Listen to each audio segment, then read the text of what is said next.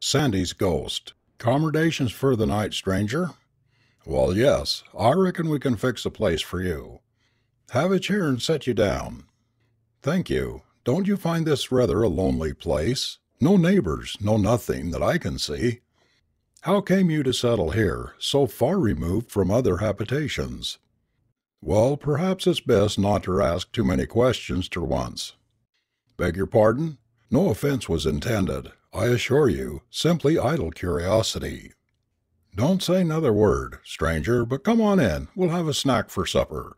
Polly, bring on some victuals. You're just in time. Polly at once obeyed.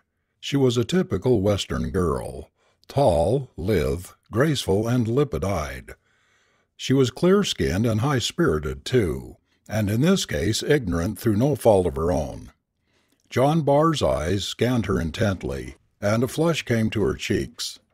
For the first time in her life she was unpleasantly conscious of her bare feet. It may have been this that made her stumble and spill some of the contents of an earthen bowl over the guest's knees as she placed it on the table. Her eyes flashed and a tear of anger twinkled on the lashes. She stopped, half meaning to apologize, but an oath from her father caused her to set the bowl down heavily and to hurry from the cabin. A moment later Barr saw a flutter of pink calico from behind a pile of rocks.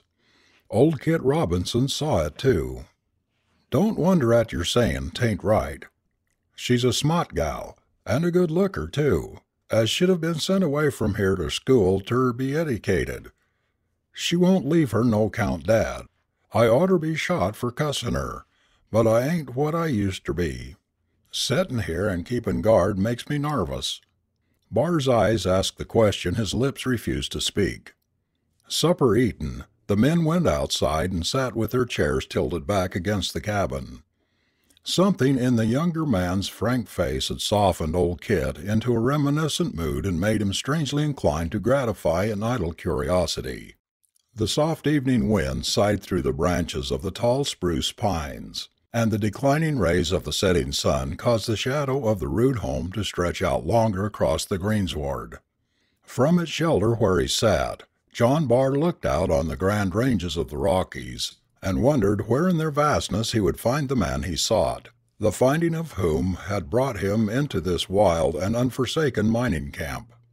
"Stranger, I've take a likin' ter you. You've been a somethin' about you that reminds me of someone I know, and you look like an honest chap. Say, do you believe in ghosts?" He put the question very suddenly, and a look of disappointment crossed his face when Barr told him that he did not believe in spooks. "Wall, I've seen 'em." A thought connecting the pink calico with something in the past came to Barr's mind. "Can't you tell me about it?" he asked. "I'd like ter if you'll swar on yer derringer and never ter blab. Will you swar?" The solitary guest started to smile, but the smile faded at the thought of unshed tears in Polly's eyes. It might make it easier for her if he humored the old man. "I swear," he said, and he did. "Do you see yon old spruce at the turn of the trail in the cliff just above? Wall, that's the spot I'm a-watchin' and guardin' till the owner comes ter claim it. I'm quick ter burn powder and pretty sure shot. I know a man when I sees him, and I ain't easy fooled. Wall, ter begin with, I had a partner once, and he was a man, sure 'nuff. He was from the state of New York. I never axed him as ter how so fine a gent come ter diggin' and shovelin' in the Rockies, though ter myself I said thar was some good reason.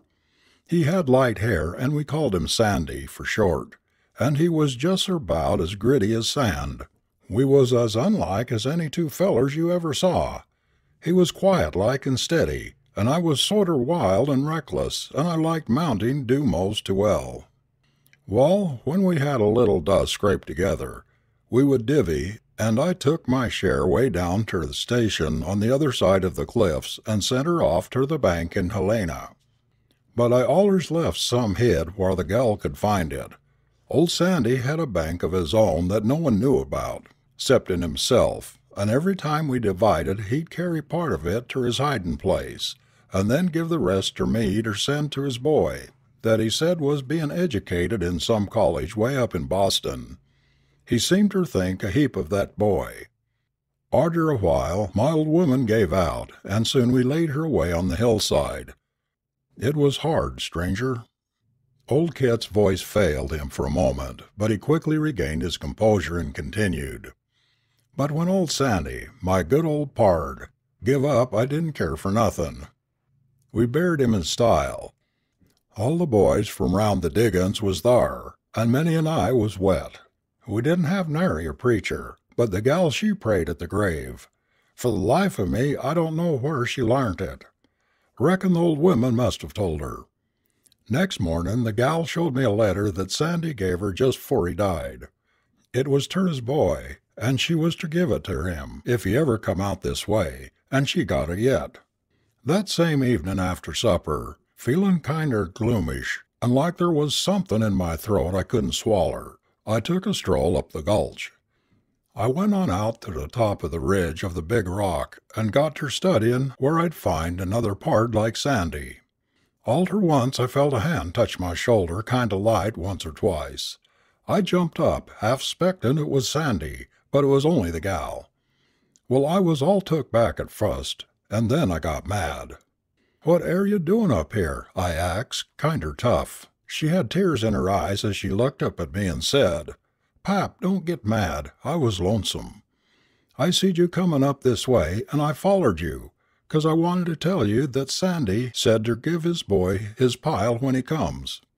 'Wall,' says I, 'you might have waited till I come back to the house,' and then I sent her back. Arter she was gone I sot ter studyin' whar in the world Sandy's pile was. I tried to think where he could have hid it, but it weren't no use. All ter once I noticed it was plumb dark, and these surroundings ain't a healthy place for a man to roam in arter nightfall, 'specially if he ain't got his shootin' irons on. I cut a pretty swift gait for the shack.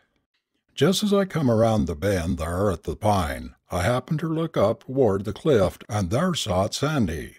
Yes, sir, he was him sure as you're born. My feet felt heavy as lead, and I couldn't move from the spot. I tried ter holler, but it weren't no go. Finally I gave a sudden jerk, and made a step toward him, and as I did so he disappeared. Then I made tracks for home, but I kept mum, because I knowed the boys would say that Mounting Dew was lickin' up my brains, and I would be seein' snakes and sich things 'fore long. The next night, somehow or 'nother, I thought ter go and see if he was thar again, and sure enough, thar he sot, lookin' kinder sad and makin' marks on the rocks with his fingers. I had my hand on my gun this time, so I got a little closter than afore. But by hooky, he got away from me again, nor did he come back.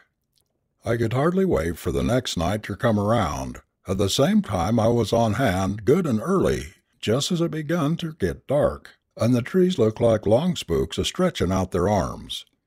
I looked toward the cliff, and there he sot, markin' and scratchin' on the rock with his fingers and lookin' sad. Now, this being the third time, I kinder got bolder, and I went a little closer and says, 'Sandy, what's the matter with you? Didn't the boys do the plantin' right for you?' Then as luck would have it, I thought of somethin' else right quick, and I said, 'Or is it the dust you've hid whar you're sittin'?' Wall, he looked up at me then, and the happiest smile come ter his face, and all ter once he disappeared again. And since then I've sot here guardin' the place till the right one comes along ter claim it. Let's see, what did you say your name was?" "Pardon me, I thought I told you. My name is John Willett Barr." "Polly, oh Polly, come you here, gal. What was Sandy's full name? I plumb forgot." "What do you want ter know fur?" she asked. "I ain't goin' ter tell you now. That's my own secret." "Come, come, gal, tell me ter once or it won't be healthy fer you." "Wall, then," she answered stubbornly, "it was John Willett Barr." At her reply the young man's face grew deathly pale, and he started up from his chair, but Kit thrust him back into his seat, saying, "Bring me the letter, Polly." "What are you goin' to do with it, Pa?" she inquired cautiously. "I promised old Sandy on my oath "ter keep it till the right one comes along ter claim it, and I mean ter keep my word. The right one is here, gal. Thar he sits. So trot that letter out, and don't parley long with me if you knows when you're well off." Polly stared at the young man in utter bewilderment for a moment. Then, turning slowly, she stepped quietly into the cabin after the precious document. An unusual gleam of joy lighted up her face, and a suppressed excitement shone in her eyes. Under her breath she said, "Somehow or other, I felt he was the right one." Too truly, John Barr realized in that painful moment that whom he sought was now dead to him. That the father from whom he had been parted so many years was sleeping that long, dreamless sleep in the clay mound on the hillside, which marked his last resting place. As he turned to look at the face of old honest Kit, who had been his father's friend during those long years of forced exile, a happy smile lit up the old miner's rugged features as he pointed with his finger to the rock cliff near the old spruce vine, and said in an exultant, trembling voice, "Thar he be, stranger, just as I have seen him many a night, your dad, my pard, poor old Sandy." With an eager voice John Barr sprang forward, and the mountains echoed and re-echoed the plaintive cry of "Father! Father!" But his outstretched arms clasped only emptiness and the darkening shadows of the rapidly approaching night.